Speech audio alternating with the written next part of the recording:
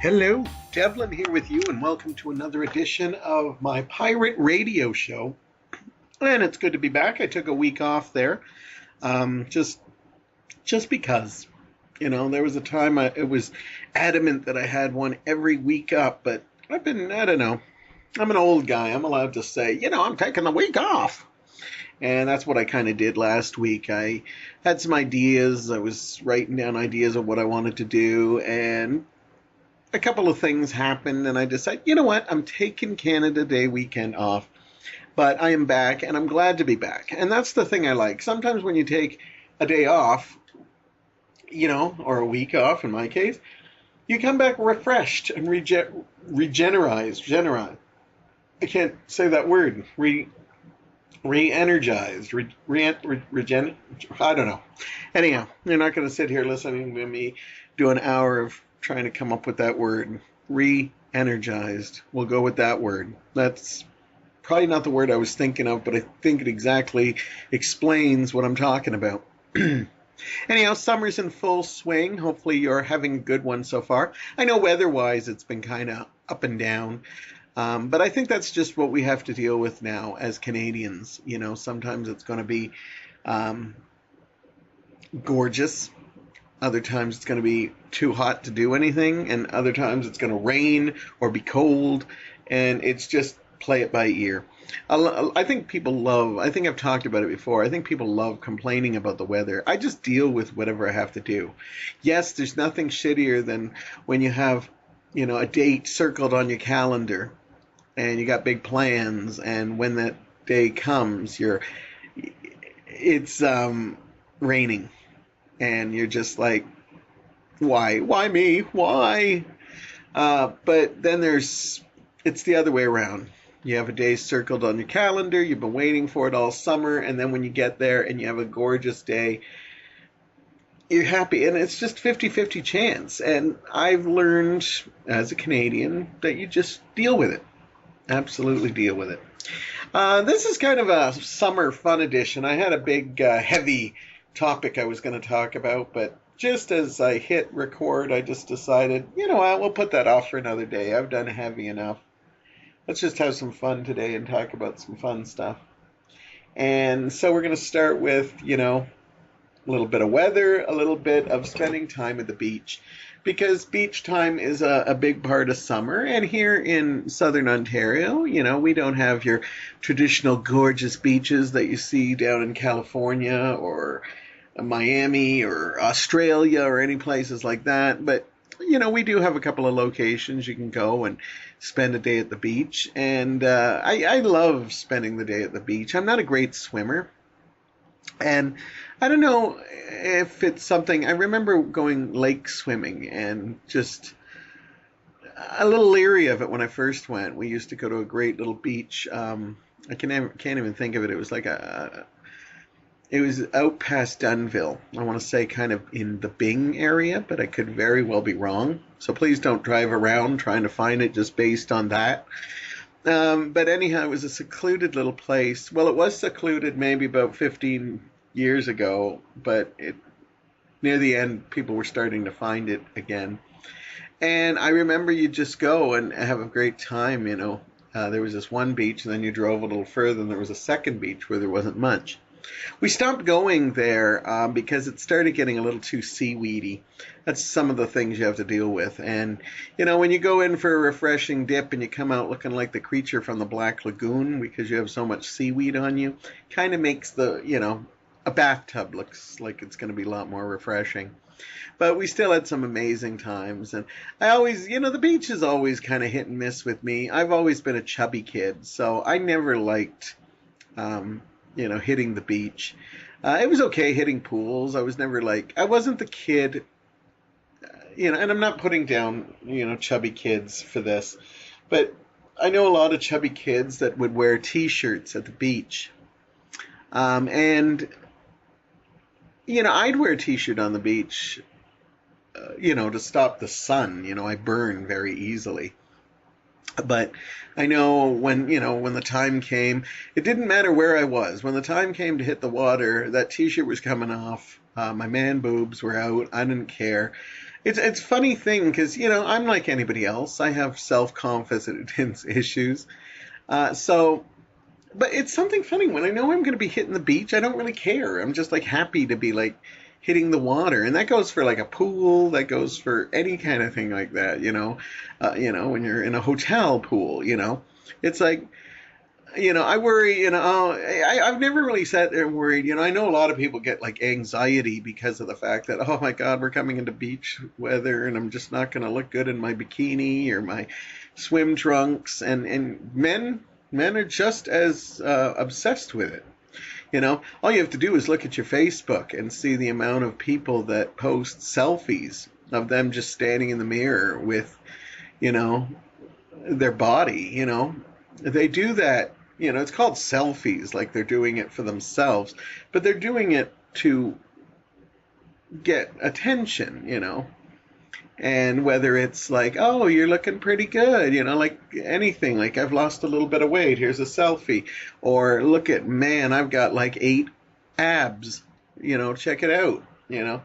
And even like the most gorgeous guy or girl, when they take a selfie and they're posting it just to like, look at my body, I've worked hard. And hey, I am not putting you guys down. You guys work hard for that. And if it's just natural, well, fuck you. But no, I'm just kidding. I'm just kidding. What I mean is, you work hard for that. You deserve to get all the praise you do. And trust me, I'll look. I will look. I'm a shallow, shallow man.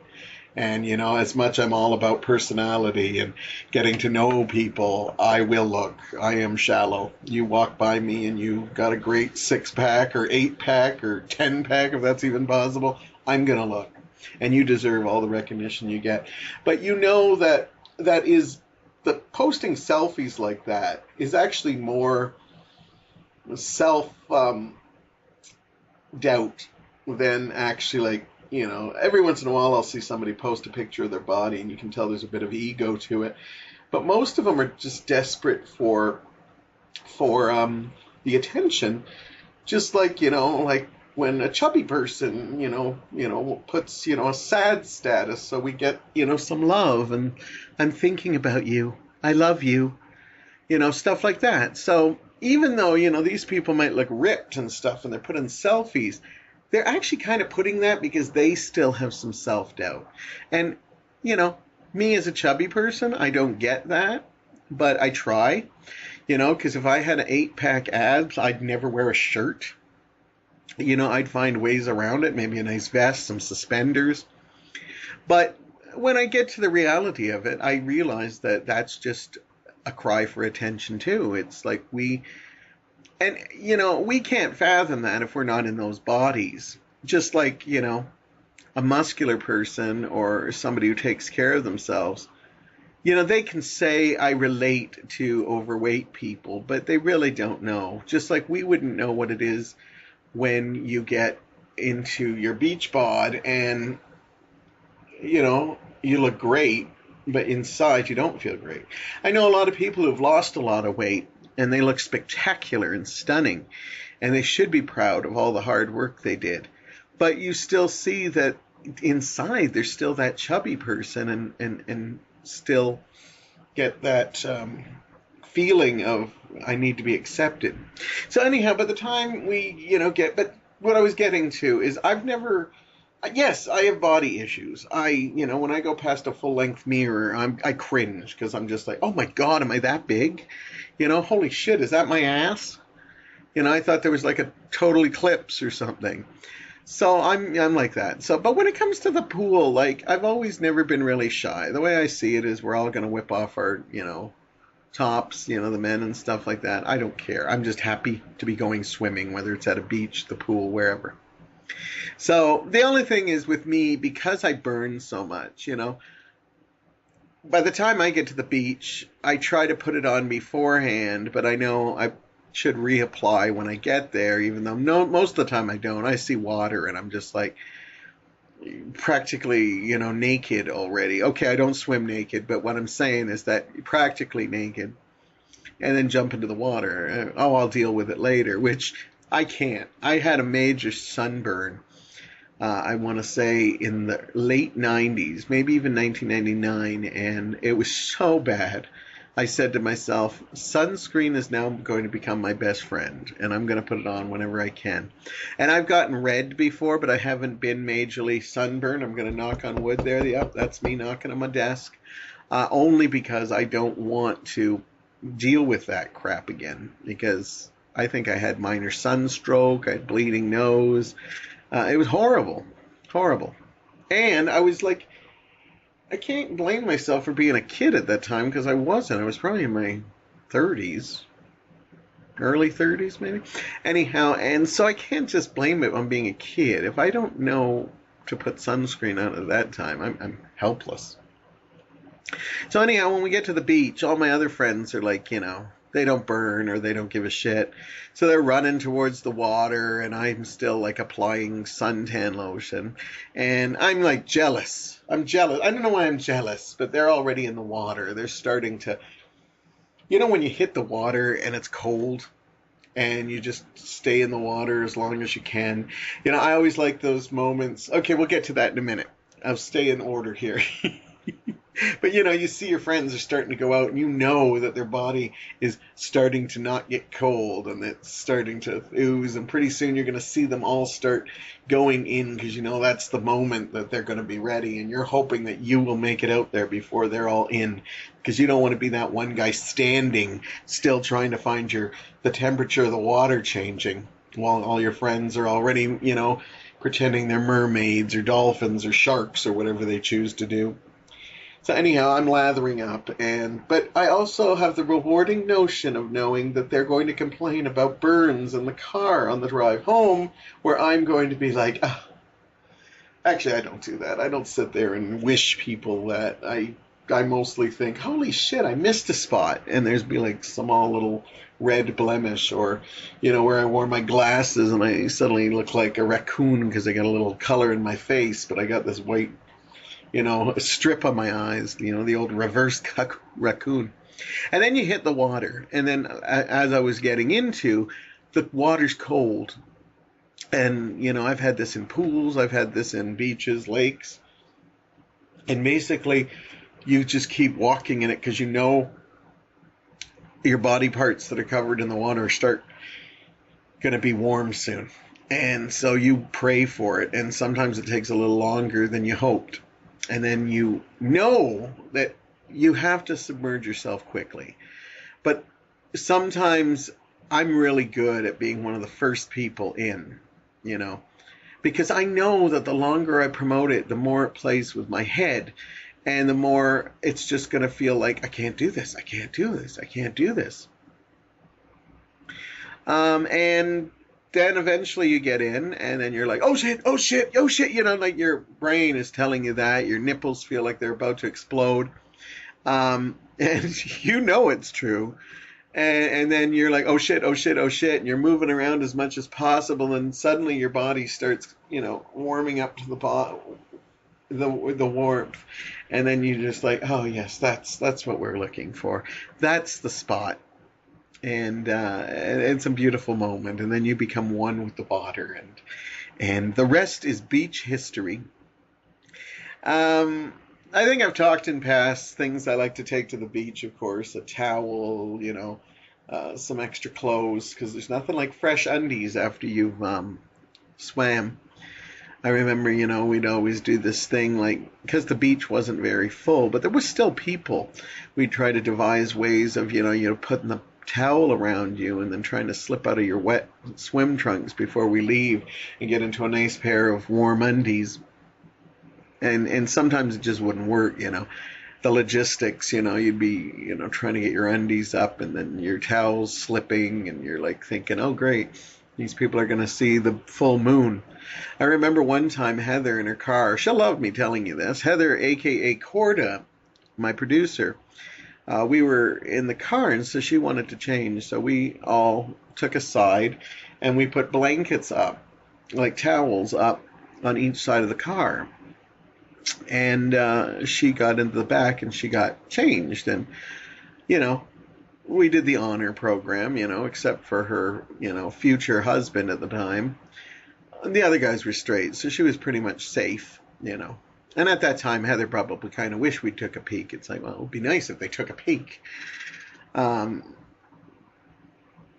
So I remember we were all there, and I remember one time we saw this little baby fox come out, and it was a gorgeous little red. I've never seen a baby fox before. I've never seen a fox, and here's a little baby one wandering around, and we were all like, oh my God, look at the fox. And as we're looking, of course, the towels on the car are starting to move, and Heather's becoming exposed to the parking lot, and all, you know, we're looking at the little fox, and all we hear in the car is, hey, hey, hey, as, you know, Corda's, you know, body is being revealed to the world as sun is starting to hit spots that she doesn't want hit. And we had a good laugh at that, you know. But don't worry, she didn't reveal herself to the world. They didn't have drones or something there, so. Anyhow, so I love days at the beach. I don't really get to go anymore. You know, I've talked before that I think we go to Heather's parents. They usually put up a pool, and they're very, you know, anytime you're in the neighborhood or you want to just come in and jump in, by all means. And we take advantage when we can. We absolutely love it. We put some music on, get a chance to visit with them. And, you know, it's nice to just get away. It's like an above ground, you know, one of those blow up pools. I'm impressed at how big they can become now. Like, usually when you saw that, you know, you'd be like 4 people in it and your legs would all be touching. But they make these things so big now that, no, you can't do like Olympic swimming in it or anything. But when I'm sitting in a pool on a hot day, I'm not thinking about splashing around or thing. I'm sitting about getting my ass in there and moving around enough to feel like a mermaid or a shark or a dolphin, apparently. But, yeah, definitely if you go to the beach, you know, make sure you bring your sunscreen. You know, like that Baz Luhrmann song, everybody's free to wear sunscreen. That is so right. Sunscreen has become my friend, and I wear it everywhere. Sometimes I try to risk it, like, okay, I do the math, like, it's like a big technical thing, like, okay, now if I go, and if I spend a little bit of time at the beach, I'm going to be out in the sun for about maybe 20 minutes, I'm going to go for a walk, you know, whatever it is, and you do the math, hoping that you don't have to put it on, because even though it doesn't take long, when you're putting it on, it seems like it takes hours, but you know the benefits of it, and if you get a chance to hit the beach or a pool or something this year, but do it, you know, and, you know, if you have one, share the wealth. That's all I can say, you know. Reward those people you truly love by inviting them over for a nice pool party. They will never forget you. And I think I've said in the past, make friends with people at a pool, because you never know. They might just say, hey, you want to come over? I'm such an awful person at times. But anyhow, I hope you have lots of great days at the beach this summer. Hopefully we have weather that does it, and whether you're hitting, you know, a friend's pool or, you know, sneaking into a neighbor's one when they're on holidays and thinking, somebody needs to use that. I do not promote that in any way, by the way. I'm just giving you some random ideas. But I don't want to be an accomplice, so please don't tell me, guess what we did on your suggestion, you know. But anyhow, have fun. It's the summer. We're going to talk about more summery stuff, because this is just a lighthearted, breezy episode of Devlin's Pirate Radio. They don't come along too often. I'm usually always bitching about something, at least in one of the segments, so enjoy this. And if you are listening to me at the beach right now, and you have us downloaded and coming through your phone, I give you a little extra applause for ingenuity of taking me to the beach with you, or to a pool party or something. Anyhow, we're going to take a short break, and I'll be back, and I'm going to talk about my June movies. My June movie reviews are coming up next. I'm back here having some fun summer fun. Fun summer fun. You can't say the word fun enough. To me, you're not really having fun if you have to just add more fun. It's our super family fun day. You're not really having fun. You're just adding fun to the list in hopes that if I add another fun to this, we're going to have a good time. A lot of people don't like the outdoors. They love the summer. I am surprised at how many people tell me how their whole lives change in the summer because the weather's so positive and stuff. And I'm surprised at just how many of them actually just sit in their house or go to shopping malls or go to stores or go to the movie theaters. And I'm not judging you in any way. I just, it's one thing to say how much you love the summer, but if you're not actually out there, it's kind of ridiculous, because you can do that in the winter too. And, yeah, I think it's crazy. I do spend a lot of times at the movie theaters, you know that. But that's all year round. And sometimes on a hot day, there is nothing better than getting your ass into a air-conditioned movie theater, get some popcorn and your favorite beverage, and get ready to watch some movies. At the beginning of the month, at the end of the month, whatever I feel necessary, I talk about the movies I saw in the past month, and a lot of these are still in theaters. I saw 3 movies this year. This summer has not really given me a lot of movies that I wanted to see. And with, my small independent theater, the Westdale, taking a bit of a break, I will be talking a little bit about that in future episodes.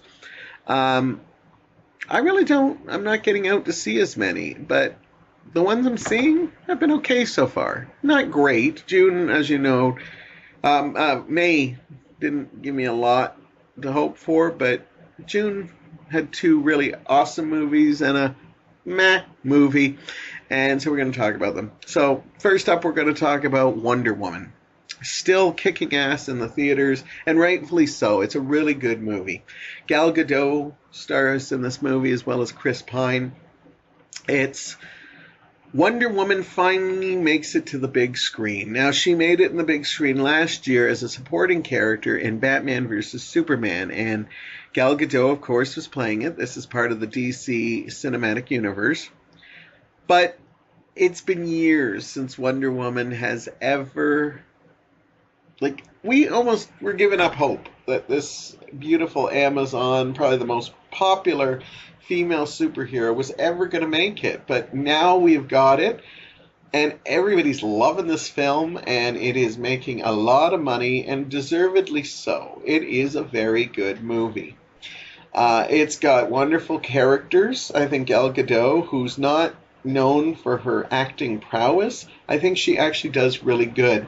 I think it helps that a good chunk of this movie is fish out of water.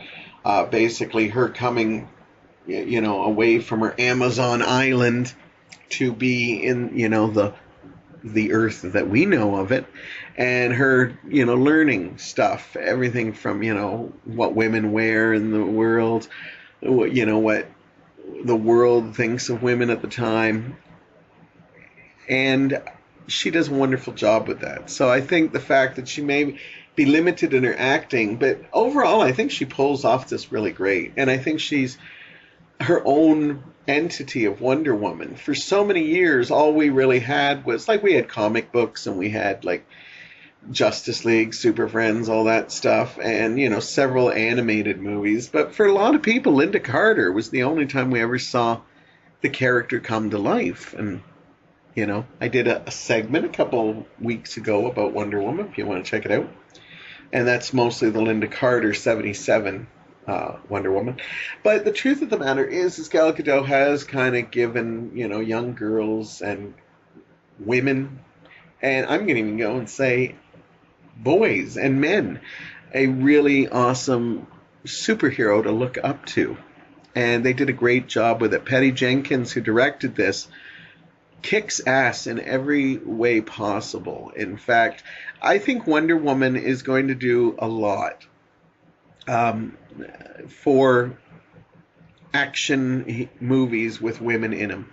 We've seen them sparsely through the decades, but I think Patty Jenkins showed that she took the helm of this movie and made a really damn good film. And I think we're going to see a lot more women directors directing action films, Keep in mind, the first Oscar-winning female, and I think the only one still to this date, is Kate Bigelow. And she directed a movie that if you watched it, most people would probably think it was a man that directed, The Hurt Locker with Jeremy Renner.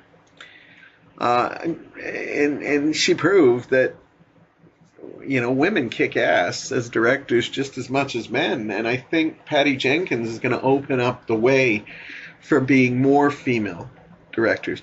I think we have lots of female directors. I think we need to talk about them a little more and get a little bit more in bigger projects because, this Wonder Woman really shows it. So I think Wonder Woman's not only going to be help for that. I think Wonder Woman is also, it's the first really positive movie in the DC cinematic universe, which has had some problems. Now, I won't lie to you. I'm a fan of Batman versus Superman and Suicide Squad. And so I did like Wonder Woman, but it was better than Suicide Squad. But for me, I'm still going to stay old school and I loved Batman versus Superman. Regulars know that was my favorite movie of last year. I don't need spoon-fed entertainment. And all I have to say is the one thing I did not like about Wonder Woman, well, this is not a crack at the movie in any way. I think the performances and the look of the film, the soundtrack is amazing. So much about it is great. But I want to say that when you review Wonder Woman, you don't have to shit on other movies in the DC Cinematic Universe. I was shocked at how many people were reviewing, Wonder Woman, finally a good movie in the DC. Yeah, that can be your opinion, but you don't have to shit on movies that other people may like just because you like this movie. I think, although Gal Gadot was really good in her part, I think Chris Pine played his part perfectly, because you got to remember he was playing a man in a time before a lot of women's rights came about, so they had to play him a little bit pig-headed, but they played him so sensitive too, and I constantly felt he was learning just as much from Wonder Woman, Diana Prince, as she was learning from him. And there's some wonderful moments, like when he teaches her how to dance and stuff like that. It was a hard role to pull off, and I think Chris Pine does it beautifully. I think a lot of people are starting to see that Chris Pine is more than, Captain Kirk Reboot. I think after Hell or High Water, he actually really showed that he has the chops. But this is such a tender performance. I think he actually holds a lot of this movie together because of that. I'm probably going to get people yelling at me for that just because, a man holds together this film. I think if it's a great film, it shouldn't be a man's film or a woman's film. All I know is men and women are both enjoying going out to see this movie. I don't think it's the best movie in the cinematic universe. I still think Batman versus Superman is. Two reasons I think this movie was a success is, number one, I think we were hungry for this. I think people wanted to see this movie. I'm not going to say it's going to greenlight a whole bunch of superhero women movies. I think it might. But I don't think they're going to be as big as this. I would love to see them as big as this, but I keep in mind that Wonder Woman is probably the biggest female superhero. You could probably go to little unknown places and you'd find people who still know who Wonder Woman is, along with, Spider-Man, Batman, Superman. I think you'll get initially some green lights on things, but I don't know if... I think the one reason this movie is good is not only because it's a woman-driven movie, but it was a well-made woman's-driven movie. And as I said, when I see a movie, I don't care if it's done by a guy or a girl. I'm happy for all the people who worked on this together. And that being said, I think DC should sign Patty Jenkins for Wonder Woman 2 immediately. One of my criticisms why I don't think this is as good as Batman versus Superman is I don't buy into the criticisms that people had. Wonder Woman didn't have to achieve as much as... They put so much into Batman versus Superman and Suicide Squad because they were setting up for other movies. What Wonder Woman had that was luxurious is that they didn't have to deal with that because they were so set in the past. They didn't have to deal with Batman or Superman or anything like that, so they didn't have any play in the DC universe. And I think that made the movie simplistic. So it felt like a Marvel movie, because as much as I love the Marvel Cinematic Universe, my problem with it is it's all spoon-fed, and it's formulaic, and I think Wonder Woman did it. And I'm not saying that's a bad thing, by no means. But I'm just sad that they kind of,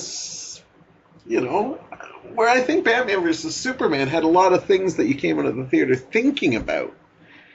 I don't get that from a lot of Marvel movies. I just said, oh, that was a great popcorn movie. It was great.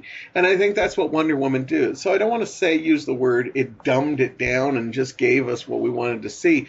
But it is a simple formula. It's a fish out of water formula. But I don't want to take away from Wonder Woman, because it's an entertaining film. It's a lot of fun. One of the best of the summer, maybe even one of the best of the year. So I don't want to take away from that. And the fact that I talked about it for half my time. Now I got to squeeze 2 other movies in quick. It shows you just how excited I was seeing it. And try checking it out on the big screen, because it really is good. Second movie I saw was a movie I was kind of looking forward to, because this is supposed to be building into another cinematic universe, the Universal monster movie Dark Universe. Now, I'm going to do a segment on building these universes, because I think Marvel has kind of shaken up the movie industry, and I'm not saying in a good way. They keep releasing really good movies, but other people are having trouble trying to do this, and I think the problem is that studios shouldn't be trying so hard. The Dark Universe started this summer with the Tom Cruise in the movie The Mummy. Now, this is a reboot from the Brendan Fraser one, but also a reboot for the original Universal Mummy movie that came out in the 30s with Claude Rains. I think that's right. I could be wrong. Boris Karloff, sorry. Boris Karloff was the Mummy. Anyhow, this is an infuriating film, because I actually didn't hate it, but I didn't love it either. I thought it was very forgettable within a couple of days after I saw it. I didn't know much about it. I actually think, and I will very seldom ever say this, I'm a huge Tom Cruise fan. I actually thought Tom Cruise was miscast in this. I actually thought this role, I hate saying this because I'm not that much younger than him, but I almost felt he was too old for this role. That really hurts, because I grew up with Tom Cruise, but yeah, this movie tries to be humorous, it tries to be funny, it tries to be deep, and I think it fails on almost everything. The action sequences have its moments, but even those come off a little flat. The whole movie kind of just has it's okay. I hate how many people are saying how awful this movie is, because I don't think it's as awful as some of the stuff that people are raving about this past couple years. But I am a little disappointed at it, because it doesn't seem to have... The one thing I loved about the Brendan Fraser mummies is that it had a feel. It knew exactly what it was going. It knew its tone. It was an era piece. They were going to wear vintage clothes, and it fit the style. This one takes place in modern times, but I feel they don't really know what they want from it. We're going to make it lighthearted, but the lightheartedness hurts because all the jokes just fall flat. It's not a horrible movie. It's honestly a movie you should take a chance on. Maybe not the big screen, maybe when it comes out streaming or on Netflix or on DVD, Blu-ray. But it's not as horrible as people make it out. But it's not as wonderful as it should be. And when you're kicking off something like a Marvel, Universal Cinematic Universe, you're talking about characters like Dracula, Frankenstein, Wolfman, and Creature of the Black Lagoon. And to have the first movie be a little lackluster, but then I think that I'm a huge fan of the DC Universe, and they started with Man of Steel, which is still my least favorite movie in that, though I know other people who absolutely love it, and that's good. But no, this Mummy should have been better. But there's so much not right about this movie that it's just tolerable. And when I go to Tom Cruise movie, now don't get me wrong, I don't think Tom Cruise every time I see Tom Cruise, he's giving 110%. And he's doing that here. You can tell he cares about this. He really wants this to be a big thing. It's doing great internationally. It may not be doing really great here, but internationally it's solid. But overall, I think this is a bit of a misstep. And yeah, I'm not going to waste too much time talking about it because I want to talk about an incredible movie and I want to give it some time. So The Mummy, proceed with caution. It should still be in theaters, but I really wanted more from this. My next film is a movie, one of my anticipated movies of the year. It was a film written and directed by Edgar Wright called Baby Driver. It stars Ansel Elgort, Kevin Spacey, Lily James, Jamie Foxx, John Hamm. Wonderful cast. And the trailers just looked amazing. And I liked that they had so much confidence in this film that they moved it from like a late August release and threw it right in the middle of June, competing with like Transformers and Despicable Me 3. And you know what? They had every right to be confident. This movie is amazing. It is probably one of the best movies I've seen this year so far. How to describe it? Well, it's basically about a driver named Baby who he has tendinitis, so he has a ringing in the ears. And so to keep that from driving him crazy, he listens to music all the time. He's a getaway driver. He has a debt he has to pay back to Kevin Spacey, and he's almost there. And then he plans to move on. He has no idea what he wants to do with his life, but he doesn't care. He just wants to pay off this debt and get out of this life of crime. They do so many wonderful things. This movie is touching. It's hilarious. It is action-packed. Some of the best driving sequences I've seen in a while. And yes, that includes all the Fast and the Furious, which by now Fast and the Furious is going to have flying cars, you know, jumping from 3 rooftops, stuff like that. This stuff is absolutely groundbreaking. The character development, even in the smallest of characters, is phenomenal. Ansel Elgort, who plays Baby, definitely proves he is a star to look forward to. He was actually my choice to be young Han Solo, but they passed on him, and it's good because he might not have got a chance to do Baby Driver, and I think this is a movie. He actually did his first movie in another movie I loved a couple of years ago called, not his first, but the most well-recognized, would be Fault in the Stars. In Our Stars, which he did with Shailene Woodley, and he was just amazing in that, but he really shows some diversity in this. All his background characters are just spectacular. Kevin Spacey always brings it. Jamie Foxx, when he plays really unsavory characters, is just badass. And John Hamm, he has such a really deep developed character, and he doesn't have a lot of screen time to do it, and it's just amazing. Lily James is just absolutely gorgeous, and, you know, she doesn't have a huge part in this, but it's a pivotal part, and she does wonders with it. The thing that works the best with this is the soundtrack. Because Baby always has to listen to music, every scene is framed with various different styles of music. And I love that it's a variety of music. It's not the kid just listens to hip-hop or oldies. He loves everything from classical to Latin to, you know, oldies and hip-hop. And just an amazing soundtrack that fits with every scene that's on the screen. There are even moments where he has his headphones out and they literally have the ringing in the speakers to kind of give you an idea of what it is. So much I want to tell you about this movie without giving it away. This is a movie you should get out and see. It is such a refreshment in a summer of predictable blockbusters, you know. As much as I've enjoyed my two favorites so far, Wonder Woman and Guardians of the Galaxy 2, they don't tread new ground here. Maybe Baby Driver doesn't either, but it has a feel of it. And Edgar Wright is bringing some stuff to movies where he's taking it to a new level. Shaun of the Dead was a wicked comedy, but then when he did something like Scott Pilgrim versus the World, it just was mind-blowing how he kind of turned it into the anime video game style thing. He does this again with a great love affair for music. We see Baby's love affair for music, and we see Edgar Wright's love affair for the music.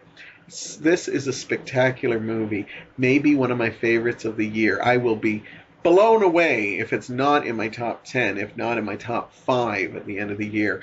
Baby Driver is just remarkable, and I just wanted to go right back in the theater and watch it again. It is so awesome in every way.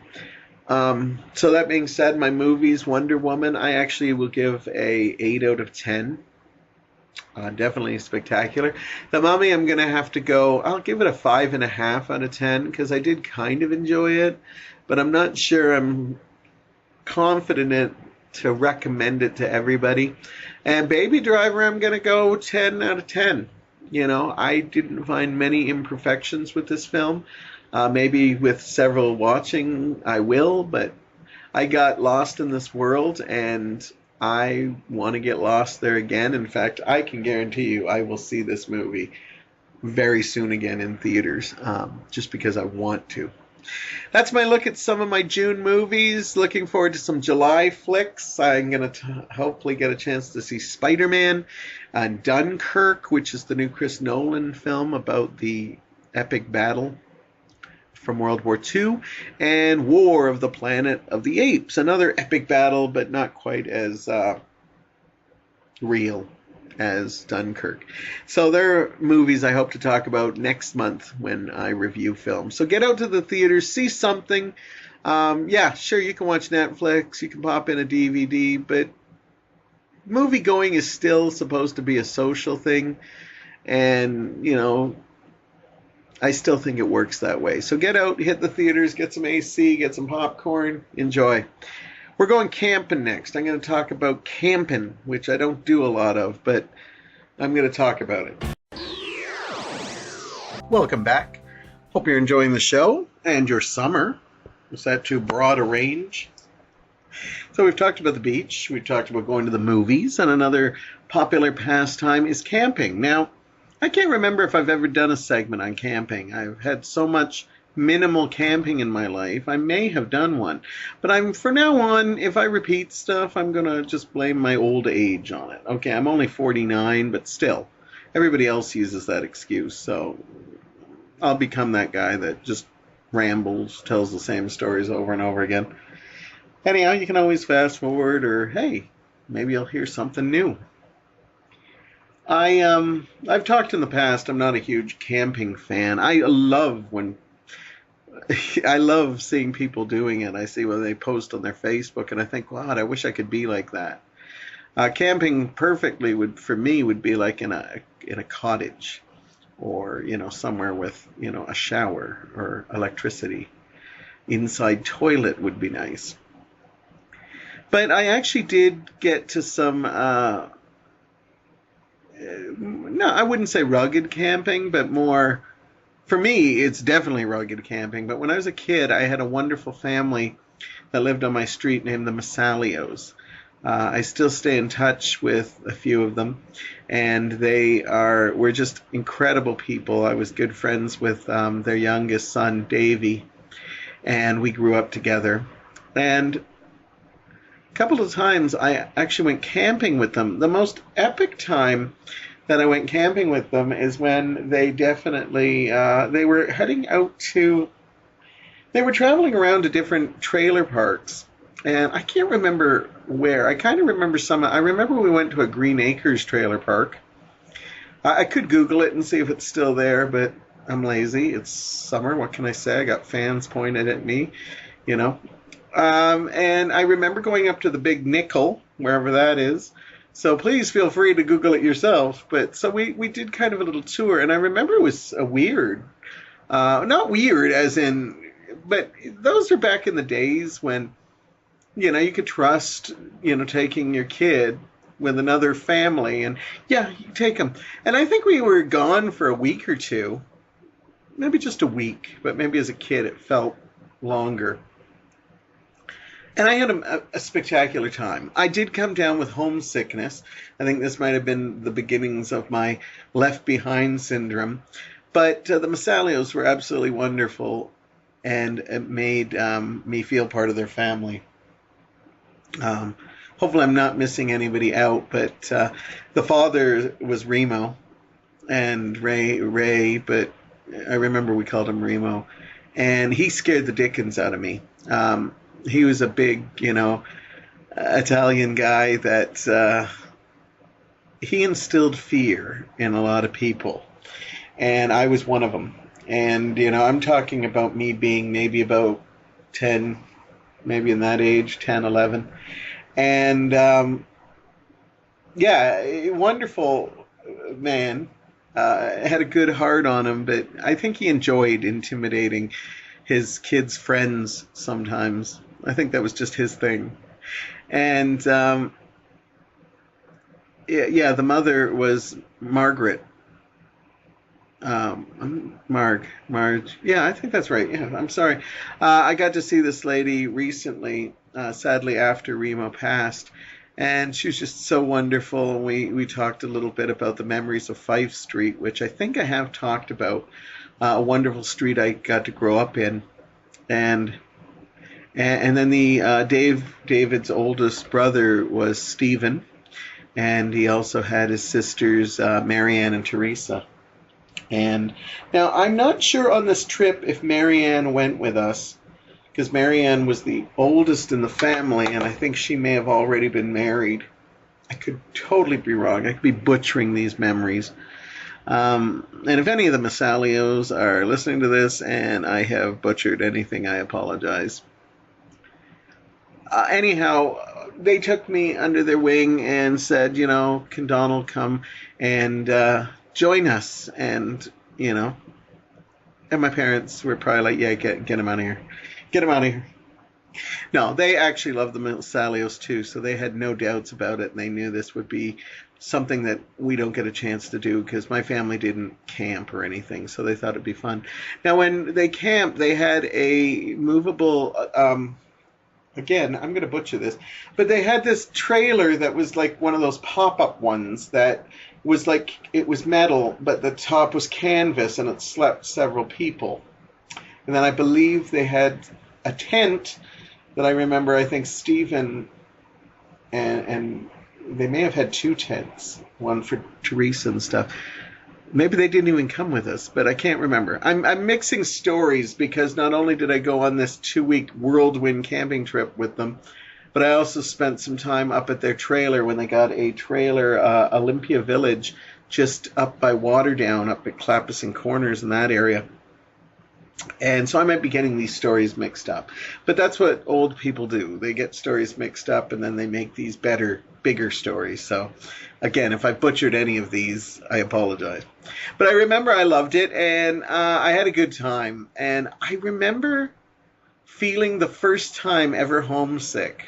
And it was literally, I'm going to look like an idiot here, but it was probably within 15 minutes of driving away, because I had never really driven away from my home. I go to school, come home. But this was the first time that I was like literally going away from my family. And I remember there was an old song by England Dan and John Fort Coley playing on the radio, because we probably had some AM gold happening. And I remember it was that one, it's sad to belong to someone else when the right one comes along. Now, this song is about love, and suddenly I just felt like I was part of the Masalio family, and I was never going to see my family again. And, I won't lie, it was probably a plus, too, because I love the Masalio family, and they were awesome to me, and I loved hanging out with David. And, I started to remember cheering up a little bit when that song came up. I don't belong to my family anymore. I know, I was such a little crybaby bitch, but what can you do? And, I had little moments throughout, but most of the time we were having fun and joking around and just experiencing new things that, it just only moments that I'd have these homesickness feelings. And they would hit hard. But then I'd go to bed, and next morning I was all refreshed. And I remember sleeping in the canvas, and I know I've talked about this before, but I don't know if it was specifically a camping segment. But I remember they always said that, well, whatever you do, if it rains, don't touch the canvas because it's going to cause it to leak. And I remember laying there, and I was in my sleeping bag, and David was next to me. And we were talking about, you just kind of want to do it. It's like you put it into kids' heads. And I remember when I couldn't sleep, I'd just look up at the canvas, hearing the rain on it, thinking, really? Is that just something parents tell you? And you're just so tempted. But then again, I was totally afraid that, oh my God, I'm going to make Remo's tent leak. I can't do that. But, you're so tempted. And David was probably even more tempted to me, because some days he wasn't that afraid of his dad, and he kind of almost liked to push it to the limits. He was a lot of fun. I think of him once in a while. It was so far back, I almost can't remember it, but every once in a while I have a moment. I haven't been in touch with David. I'm actually, it's funny, I'm actually closer with Steve, who was my brother's friend when we were growing up, because they had two boys that were the same age as me and him, or close. And I actually stayed close to Steve and not Davey. And but I have some wonderful memories of just Davey. I just remember he liked to laugh, and we used to hang out a lot. And I remember I loved, the camping, the morning. I love the breakfasts on the grill and stuff. And I don't talk about it a lot, but I actually like the campfires. I see a lot of Facebook people saying how much they would just give up everything for a nice campfire where you sit around it, have some drinks, talk, and chat. And I didn't get to do that a lot, but I did do that a little bit. And I was always excited when they would do like the campfire at the night, because it was nice. I was a wussy kid. I'm not going to lie to you. So there were moments that, when we did the whole marshmallow thing, that was exciting and scary at the same time, because I'm like putting a stick into fire, okay? As for a wussy kid, that's a pretty badass thing to do. And I would I hate those moments when suddenly your marshmallow would go from a nice, beautiful brown to a and suddenly you just had fire on a stick, and you'd be trying to like stop the fire so you could hope to salvage it. There were times I actually liked the really burnt marshmallows, because I don't know why, but you'd crisp away the burnt part, and then you'd have that creamy marshmallow in there. The taste of the burnt wasn't always so good, but I used to love it. We used to like talk, and we're going back to the days when we probably didn't talk deeply about things, but I remember the adults would talk deeper. And I always was like, I can't wait till I get to the point. And oddly, I never did campfires by the time that I did get deep talking. So I kind of do understand when people say I love the campfire, because it's almost sculpting things down to just people. Though I have a feeling, I bet you somebody invited me camping, and I have a feeling I'd go on this camping trip, and I bet you I would look over and see people on their phones or stuff like that, taking selfies with the raging bonfire behind it.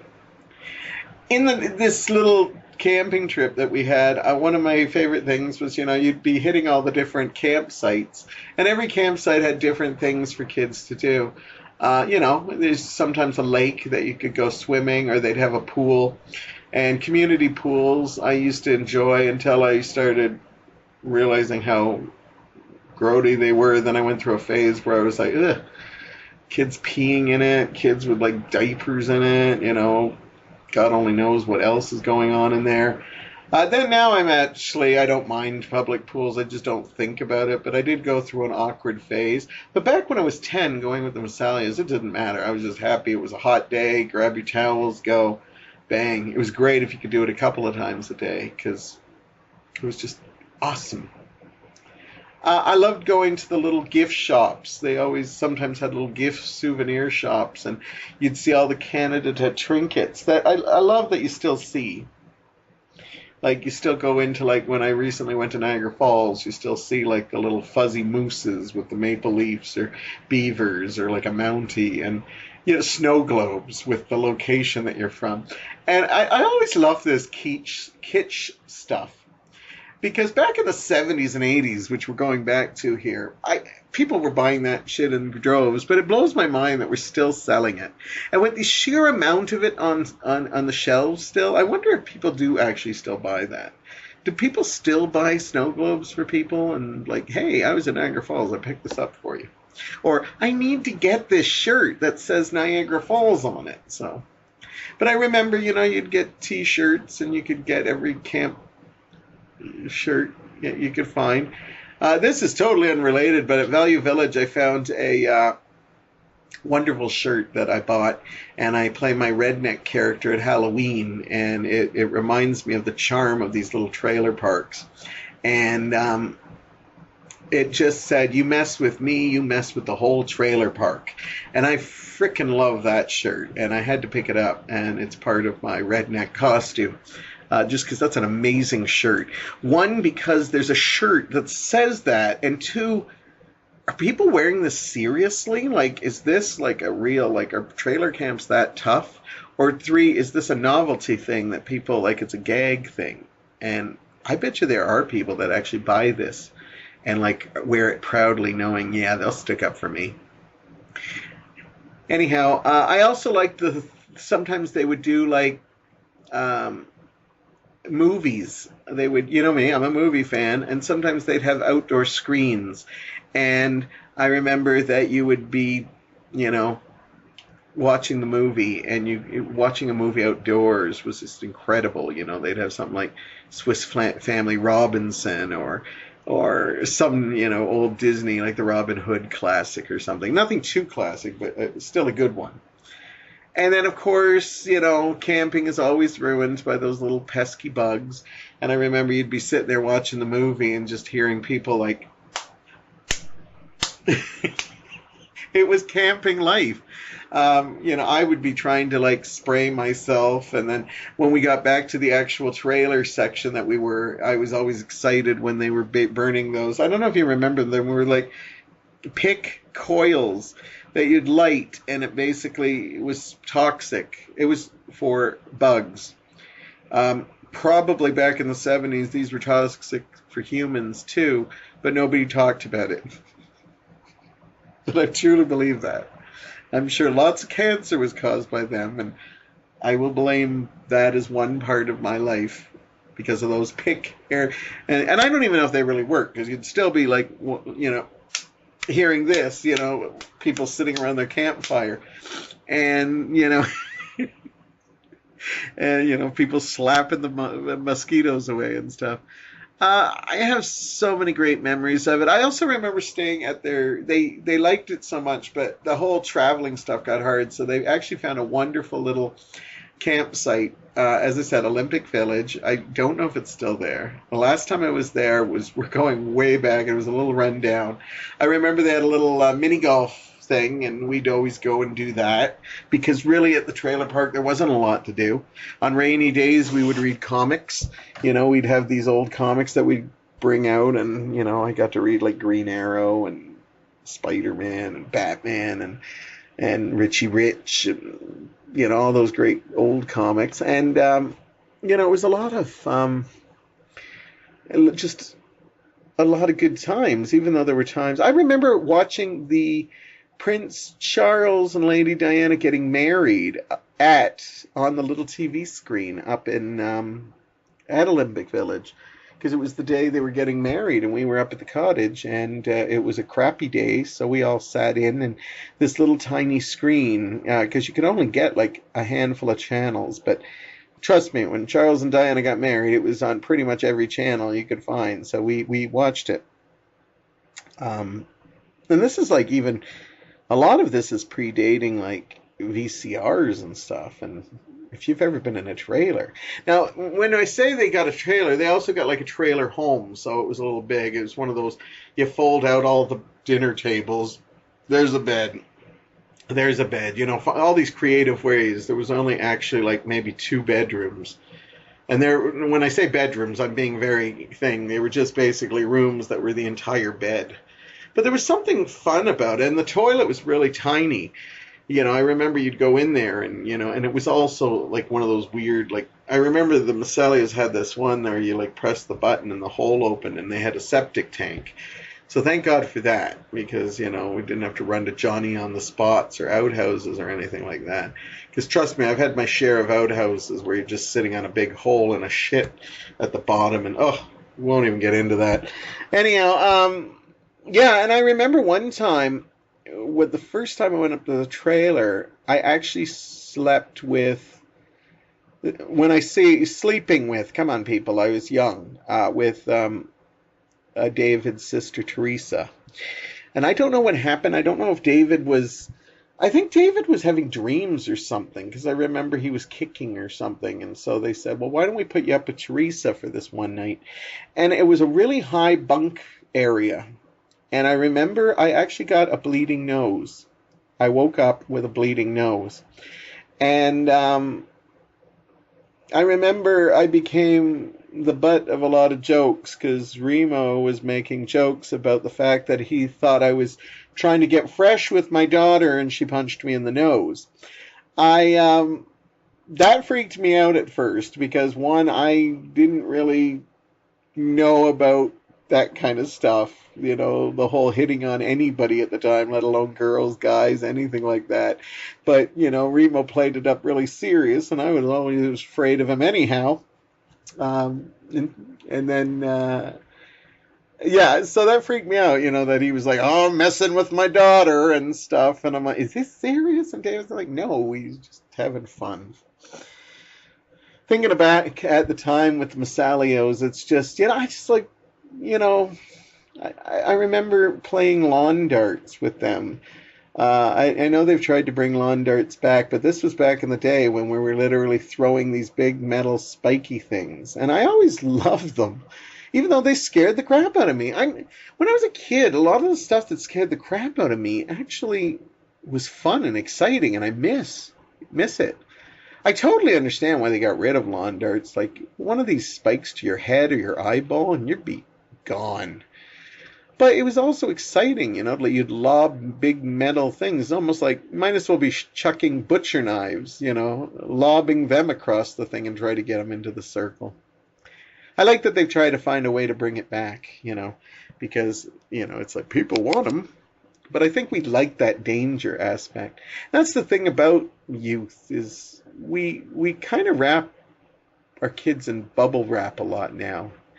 And we did some pretty messed up stuff, and we turned out okay.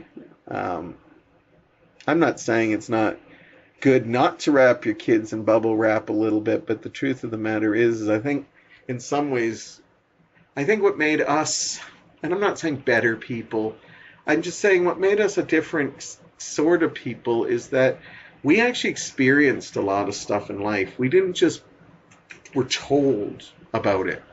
We actually made mistakes. We fell off bikes. We got hit with lawn darts. We got and they were hard lessons, but most of the time we learned from them, Anyhow, that's my reminiscing. I had a wonderful time looking back at this. Do I want to go camping again? I don't know. There was some fun about reminiscing about it. I guess if it was a trailer, I could do it again. I don't know if I could do that. And again, people are laughing at me when I say roughing it in the canvas tents. I just don't think I'm a tent person anymore. And I think at this age, I don't think I ever will be. That being said, if certain friends ask me, you want to go camping, I might actually give it a thought, but don't be mad if I say, nah, I thought about it. That's plenty. But if you enjoy camping, by all means, get out and do it this year. I know world gets crazy and, you're thinking, geez, I want to really take the family out camping. But I don't know if we'll be able to do it. We have so many parties to do. We've got work. We got all this. Find the time to do it. Because I'll tell you, these are the memories. Even though I'm butchering these memories, I'm looking back at them fondly.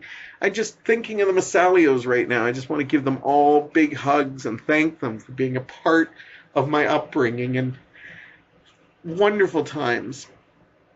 Anyhow, I had a great time talking with you today. We had some summer fun. Probably be talking about, bitching about stuff next week again, but you never know. But I'm glad we didn't. Now, turn this off and get out there and enjoy your summer. Thanks for listening. I appreciate it, and I'll talk to you all very soon.